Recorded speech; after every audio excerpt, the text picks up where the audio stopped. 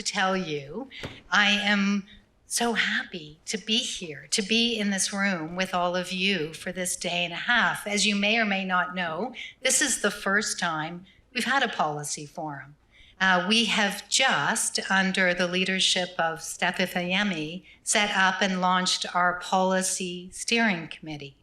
And I think there is a really important question in front of all of us who work in the nonprofit civil society world. What does it mean to be engaging with policymakers in this moment as they are leaning into this emerging technology and trying to both build capacity in terms of the ability to have appropriate oversight and response, but also to think about what does it mean in terms of those trade-offs of innovation and responsibility. So yes, so we're gonna dig into exactly that question over the next day and a half.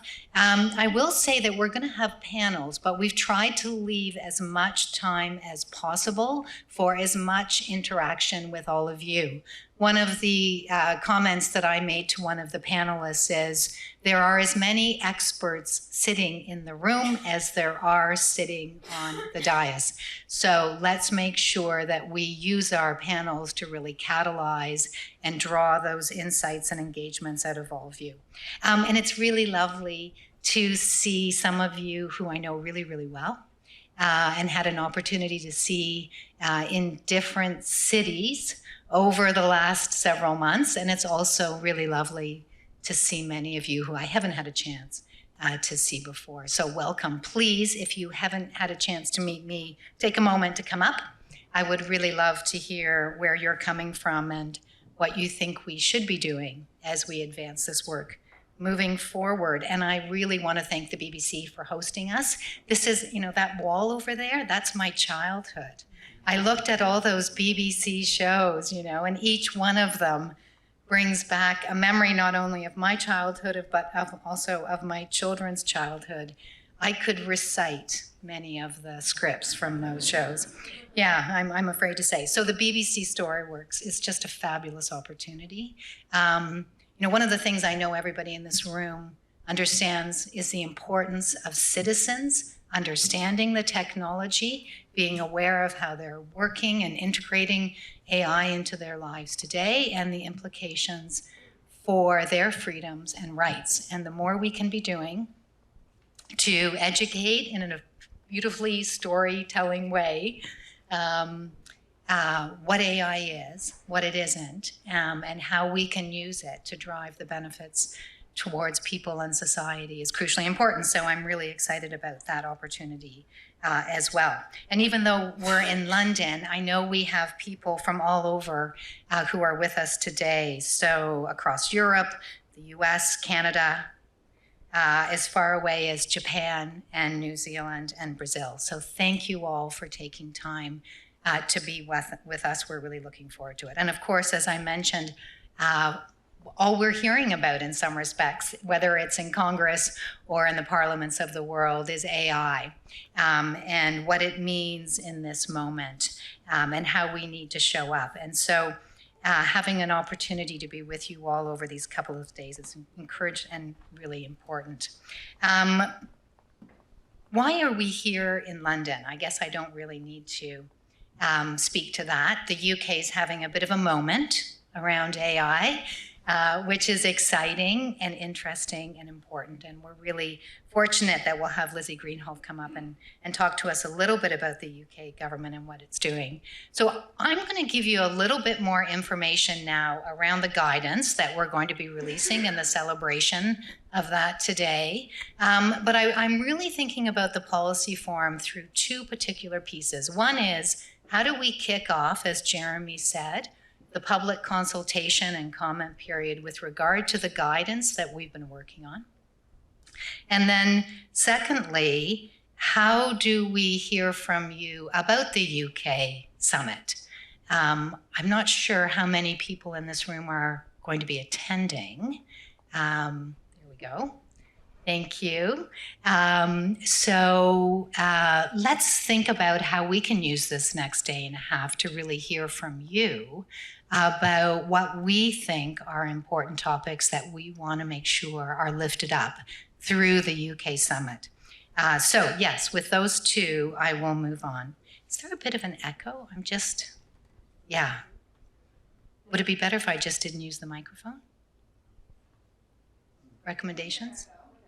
You okay with the echo? Okay. I feel like I'm in the Alps.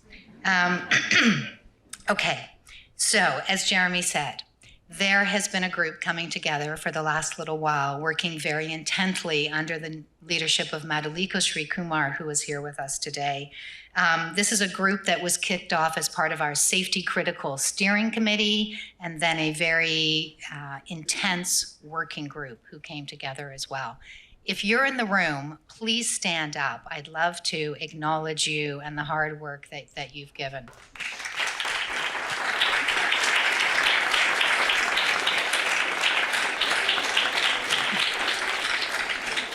Thank you, Jocelyn. All right, wave your hands. Get some, thank you, get some recognition. So as Jeremy said, this is really to think about how do we look across the life cycle of these large foundation model deployments, all the way from research through to post-deployment monitoring, and even critical and significant upgrades, and really to look across capabilities of the different models, as well as release strategies from closed to more open approaches as well. And online, there is a really interactive website where you can go and play around a little bit with what are the types of models that you are thinking as for example, if you were a foundation model provider and deployer, what is the model type? What are the different release approaches you might be looking at? And then get a series of very specific guidances that set both the normative baseline in terms of what good looks like, but also includes recommended practices with regard to how you should be approaching both safety and responsibility. In addition to just giving some insights into those individuals within model providers who have been asking for information about what responsibility and safety looks like. We also think it'll really catalyze a whole series of other research efforts to really dig into what each of these guidances is recommending and moving from there.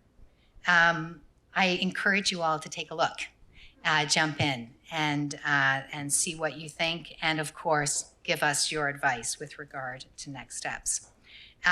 It really was a huge process with individuals from 40 different institutions coming together.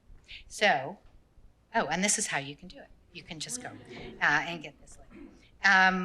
So now it's my real honor to introduce Lizzie Greenhalgh, the Deputy Director of AI Regulation at the UK Department of Science, Innovation and Technology.